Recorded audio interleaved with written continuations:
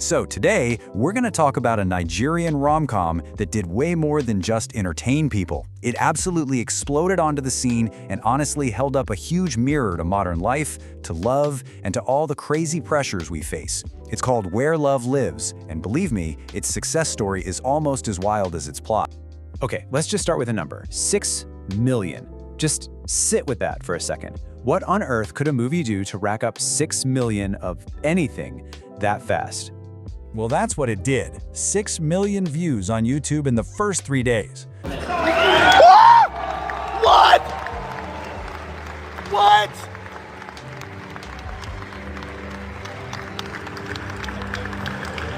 We're not just talking about a hit movie here. This is a full-blown digital phenomenon. It just goes to show you that a fantastic story can find a massive, massive audience anywhere. And you know, this really gets to the heart of it.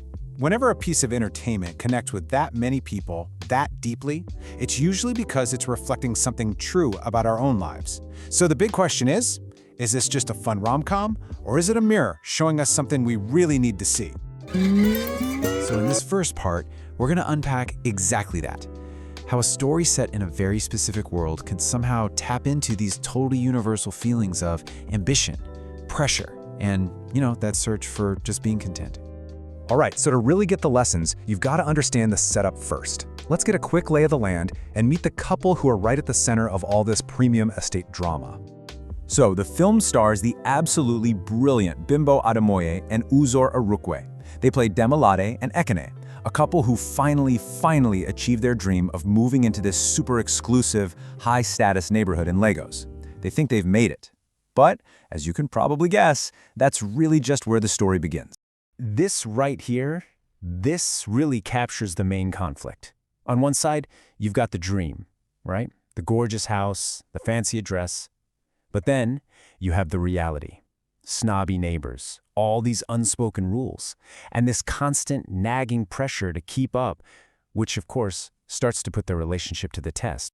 And this is what the movie is really about. It's not about the fancy house or the neighborhood drama. It's about a much bigger question. Can your love adapt and survive when the world around you is constantly judging you, sizing you up, and basically making you feel like you're just not enough? So how does this whole story turn into some powerful, real-world lessons? Well, this is where we're going to go beyond the plot and start unpacking the wisdom that's kind of hidden between all the hilarious and dramatic moments. The film does a fantastic job of showing what we could call environmental threats. You've got the nonstop comparison to the neighbors, the toxic judgment, and this deep-seated classism, this idea that your bank account defines your worth as a person. And let's be real, these aren't just movie problems. This is the stuff that fuels our modern-day status anxiety. Man, if there is one line that just perfectly sums up the couple's biggest struggle, it is this: comparison is the thief of joy.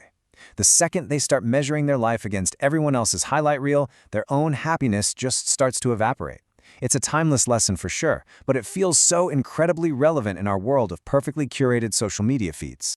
Okay, so if those are the threats, what's the defense? The film basically lays out a kind of relationship armor. Step 1 is honest communication, because newsflash, your partner cannot read your mind. Step 2 is teamwork. You have to face problems together, not as two separate people. And step 3 is mutual growth. A relationship that isn't growing is just standing still, and eventually those outside pressures are going to crack it. The movie really pushes its characters, and us, the viewers, to ask what actually matters. Is it all the status and luxury, which, as the film shows pretty clearly, gives you a really low return on actual happiness? Or is it the peace and partnership? That's where the real value is. The film makes a powerful case that peace of mind is its own form of wealth. And this right here might be the most crucial point in the entire film. Getting the fancy house, the nice car, the high-status address, none of it means a thing if it costs you your peace.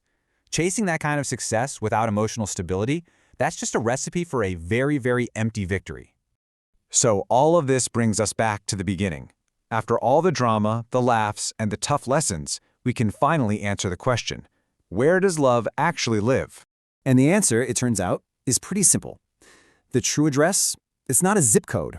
It's not a house number. It's not a physical place at all. It's a state of being inside a relationship. It's a space you build together with real understanding, open communication, and the commitment to grow together. That's where love truly lives. At the end of the day, the movie makes it crystal clear that your physical address does not define your worth or your happiness. It's a powerful reminder to look inward. So the final question isn't just for the characters on the screen, it's for all of us. Where does your love live?